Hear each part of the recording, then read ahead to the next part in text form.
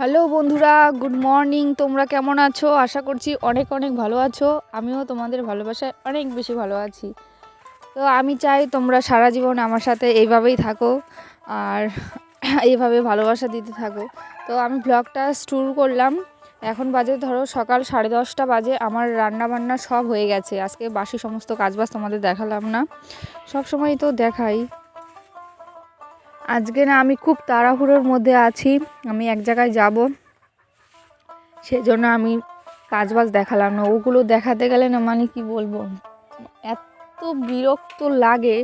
ওই আমার স্ট্যান্ডটা নেই তো, মানে সেলফি স্টিক দিয়ে আমি ভিডিও করি, তো সেলফি স্টিকটা ভেঙে গেছে কিভাবে, মানে সেই পাটখাটি দিয়ে ঠিকনা ফিকনা দিয়ে তারপরে আমি ওই স্ট্যান্ডটা ঠিক করে তারপরে ফোনটা রাখি, তারপর আমি ভিডিও শ্যুট করি। আর বললাম ওই যে আজকে এক জায়গায় যাব, খুব তাড়াহুড়োর মধ্যে আছি, সেজন্য ভাবলাম যে ওগুলো আমি দেখাতে গেলে আমার সময় চলে যাবে, রান্নাবান্না করতে দেরি হয়ে যাবে, আমার ওইখানে যেতেও দেরি হয়ে যাবে, সেজন্য ভাবলাম যে দেখাবো না আজকে। তো রান্নাবান্না করলাম, কি কি রান্না করেছি তোমাদের তো দেখালামই। ছেলে বাইরে ঘোরাঘুরি করছিল, সেই জন্য ওকে তাড়াতাড়ি নিয়ে আসলাম রান্নাঘরে, সবাইকে খেতে দিয়ে দিয়েছি, ওনারা খাচ্ছে, আমি আমার ছেলেকে খাইয়ে তারপরে আমি যাব, আমিও তাড়াতাড়ি খেয়ে নেব।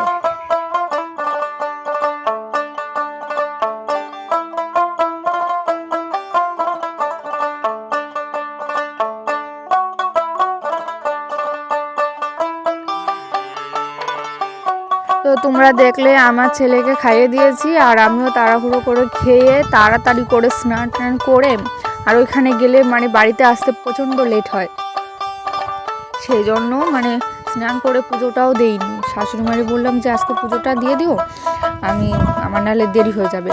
তো দেখো আমি দৌড়ে দৌড়ে যাচ্ছি, এখানে আমাদের রাস্তার ধারে পেয়ারা বাগানের সামনে দাঁড়িয়ে আছে টোটো, টোটোতে করে যাচ্ছি। দেখো চারিপাশটা কত সুন্দর লাগছে, গ্রামের পরিবেশ।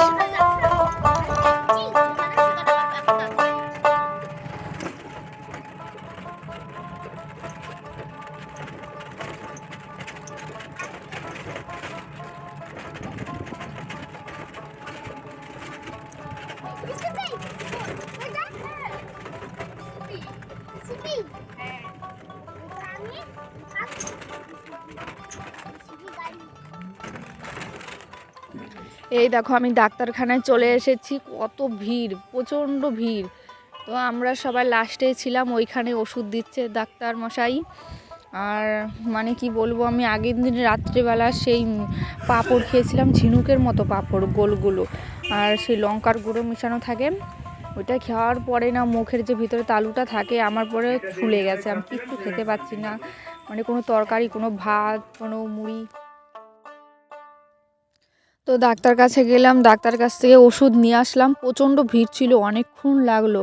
ছেলে তো বসে থাকতেই চাইছিল না, ওকে একটু কার্টুন দিয়ে রেখেছিলাম, বারবার বলছে বাড়ি চলে যাব বাড়ি চলে যাব। তো যাই হোক ডাক্তার দেখানো হয়ে গেছে, এখন বাড়ি চলে আসলাম। আমরা 3জন ছিলাম, ওই যে পাশে যে মেয়েটাকে দেখলে ওই মেয়েটাও গেছিলো, ওর পেটের সমস্যা ছিল কিছু, সেই জন্য ও ওষুধ এনেছে। আর এটা আমি না মানে আগে হোমিওপ্যাথি খেতাম না, এখন আমার হোমিওপ্যাথি খেতে খেতে অভ্যাস হয়ে গেছে, মানে ওষুধটা ধরে, সেই জন্য ওনার ওষুধটাই খাই। আর আমি অনেক রকমের হোমিওপ্যাথি ওষুধ দেখেছি, কিন্তু মানে এই লোকটা না মানে কী বলবো, ওষুধ এত ভালো দেয়, সত্যি কমে যায়, আর সেজন্য এখানে প্রচুর ভিড় হয়। বাড়িতে চলে এসেছি, ধানগুলো কবে সিদ্ধ করেছে, 5-6 দিন হয়ে গেছে, কিছুতেই শুকাচ্ছে না, ভালো রোদ পড়ে না। তো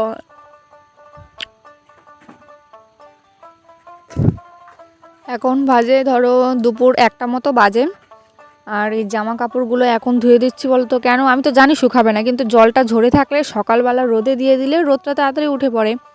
আর এখন মানে ধরো আমার জামা কাপড় ধুতে ধুতে তো 11টা 12:30টাও বেজে যায়, সেজন্য শুকায় না, তো তাই এখন ধুয়ে রাখলাম, কারণ পরের দিন সকাল 10টার মধ্যে শুকিয়ে যাবে, সেই জন্য জামা কাপড়গুলো এখন ভিজিয়ে রেখে দেবো। কিছু থালা বাসন আছে, সেই থালা বাসনগুলো এখন মেজে নেব। এটা ভালো করে ভিজে নিই, এটার মধ্যে একটু গরম জল দিয়ে দিয়েছি, গরম জল দিলে তাড়াতাড়ি নোংরাটা কেটে যায়। আর বাড়ির জল এত আয়রন প্রচুর, মানে 2 দিন বাদে বাদে জামা কাপড় হয়ে যায়, আয়রন হয়ে যায়, কালো হয়ে যায়। আর ছেলে তো আছেই, ধুলোবালি মাখে, আরও বেশি নোংরা হয়।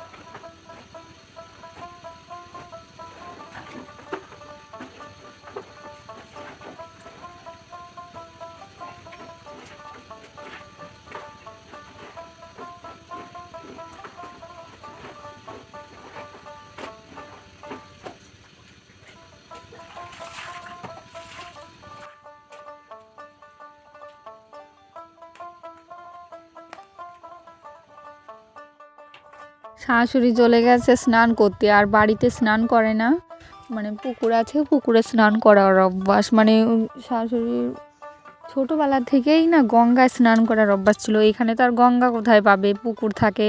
মানে এদিকে প্রায় প্রত্যেকটা বাড়িতেই পুকুর রাখে। মাছটা মানে কিনে খায় না, বেশিরভাগ মানুষের বাড়িতেই পুকুর আছে, তো পুকুরে স্নান করার অভ্যাস, পুকুরে চলে গেছে। আর আমি এখানে দেখলাম যে কিছু থালা বাসন ছিল, সেই জন্য মেজে টেজে নিলাম। আর এখন তো ভালোই রোদ পড়েছে, তো স্নান তোমার হয়েই গেছে। থালা বাসনগুলো মেজে রেখে দিয়ে আসলাম। আর এখন যে জামা কাপড়গুলো ভিজানো ছিল সেগুলো তো ধুয়ে এখন নিয়ে যাব ওই উঠানে। কিছু জামা কাপড়গুলো এখন মেলে দিই। দেখো ব্যাকগ্রাউন্ডটা দারুণ লাগছে না? কি সুন্দর টিনের চালটা লাল লাল হয়ে আছে, লাল না সেই মেরুন কালারের মতো হয়ে আছে। আর এই টিনগুলো প্রচুর শক্ত, সবুজ সবুজ গাছপালা। আর এইখানে দেখতে পাচ্ছ ওই হাঁসের নিচে সিঁড়িটা, এই সিঁড়িটা ছিল না, মানে সেই কাঠ দিয়ে কি করেছে, দুটো কাঠের টুকরো এনেছে লম্বা লম্বা দেখে, আর আরেকটা কাঠ হচ্ছে সরু সরু করে মানে চটার মতো কেটে রেখেছে। আর এখন তো হাঁসগুলো বড় হয়ে গেছে, হাঁসের না মানে অভ্যাসই নেই। যদি ওই হাঁসের খোপের দরজাটা খুলে দেয় না, তাহলে সেই অনেকক্ষণ পরে খোপের থেকে নামে। কিন্তু সন্ধেবেলা যখন উঠাতে যায়, ওরে ডেকে ঝামেলা, সেই মানে উঠতেই চায় না, মানে উঠতে ভয় পায়। অনেক লেটে করেছে তো, হাঁসগুলো যখন ছোট ছিল তখন যদি করতে পারতো, অভ্যাসটা থাকতো। আর এখন তো সেই অভ্যাসটা নেই, সেই জন্য ভয় পায়। তো দেখো জামা কাপড় আমার নেওয়া মানে বিছানো করানো হয়ে গেছে, মেলে দিয়েছি। এবার রাস্তায় চলে এসেছি।